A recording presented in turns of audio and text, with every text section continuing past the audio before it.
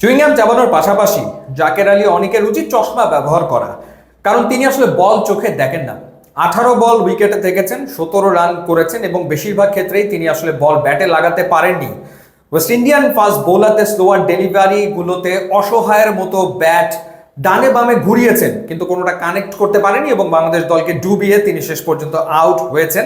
প্রয়োজনের মুহূর্তে ব্যর্থ তিনি। আর শামীম হোসেন পাটোয়ারি তিনি আসলে না ফিনিশার, না মিডল অর্ডার ব্যাটার, না তার ডিফেন্স টেকনিক আছে এবং না তিনি অ্যাটাক করতে পারেন। সবশেষ 10টা ম্যাচে 5টাতে 0, তারপরেও কেন তিনি আসলে একাদশে, সেটাই বিরাট প্রশ্ন। দোষ জাকের আলী অনেক কিংবা শামীম হোসেন পাটোয়ারির না, দোষ আসলে টিম ম্যানেজমেন্টের, যারা তাদেরকে একাদশে রেখেছে। ওয়েস্ট ইন্ডিজের বিপক্ষে জেতা ম্যাচ বাংলাদেশ হেরেছে। ওয়েস্ট ইন্ডিজ আপ্রাণ চেষ্টা করেছে বাংলাদেশকে ম্যাচ জেতানোর। বাংলাদেশের টপ মিডল অর্ডারের 4 জন ব্যাটসম্যান লাইভ পেয়েছে। সাইফ হাসান, তাওহিদ হৃদয়, লিটন কুমার দাস, তানজিদ তামিম 4 জনই লাইভ পেয়েছে। 4টা সহজ ক্যাচ ক্যারিবিয়ানরা ফেলেছে। তারপরেও বাংলাদেশ আসলে ম্যাচ জিততে ব্যর্থ হয়েছে।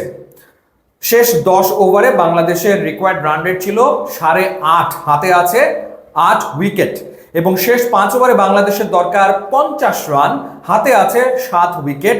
সেই ম্যাচ বাংলাদেশ জিততে পারেনি, সেই ম্যাচ বাংলাদেশ হেরেছে 14 রানে এবং ওয়েস্ট ইন্ডিজের বিপক্ষে টি20 সিরিজ খুইয়েছে। বাংলাদেশের বোলাররা চাইলে একটা আন্দোলন করতে পারে এবং তারা আসলে বিসিবির কাছে দাবি তুলতে পারে যে এই ব্যাটসম্যানদের সাথে, এই ব্যাটারদের সাথে, এই ব্যাটিং লাইন আপের সাথে তারা আসলে ক্রিকেট খেলবে না, কারণ তারা একের পর এক ম্যাচে জয়ের পরিস্থিতি, জয়ের সম্ভাবনা তৈরি করে দেবে এবং সেই সম্ভাবনাকে ধুলোয় মিশিয়ে দেবে বাংলাদেশের ব্যাটাররা, যেন তারা প্রতিজ্ঞাই করেছে। অথচ বোলিংয়ে কি দুর্দান্ত কামব্যাক ছিল। যখন ওয়েস্ট ইন্ডিজ শুরু করেছিল, প্রথম 10 ওভারে 94 রান তুলেছে, 1 উইকেট হারিয়েছে। মনে হচ্ছিল যে আজকে ক্যারিবিয়ানরা 200-র ওপরে রান তুলবে, কিন্তু সেটা তারা করতে পারেনি রিশাদ হোসেন, নাসুম আহমেদ, মুস্তাফিজের দুর্দান্ত বোলিং এর কারণে। 149-এ তারা থেমে গেছে প্রথম 10 ওভারে 94, 1 উইকেটে। অথচ তারা 20 ওভারে করেছে 149, 9 উইকেট হারিয়ে।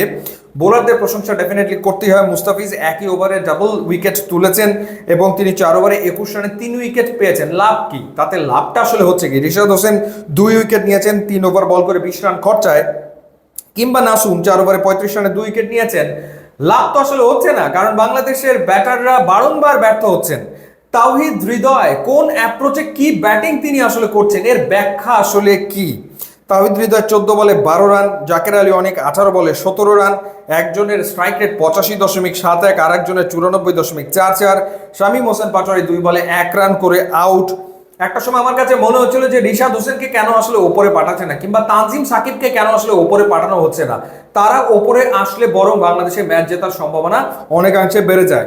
তানজিদ তামিম একাই যা রান করেছেন, 48 বলে 61, 3টা 4, 3টা 6 তিনি মেরেছেন। বাট তিনি যখন আউট হয়েছেন সেই সময় আউট হওয়াটা অপরাধ।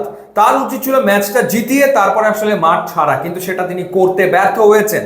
সুতরাং এই পরাজয়ের ব্যর্থতার দায়ভার তানজিদ তামিমকে নিতেই হবে। ক্যারিয়ার 9ম 50 তিনি করেছেন ঠিকই, বাট দলকে জেতাতে পারেননি।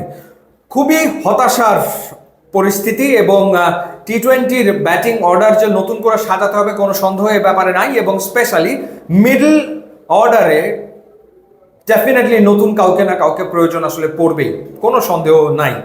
টি20 সিরিজ খুইয়েছে টাইগাররা। ইউটিউব, ইনস্টাগ্রাম লিঙ্ক দেওয়া আছে, আপনারা যোগ দিলে খুবই খুশি হবে। And thanks for watching.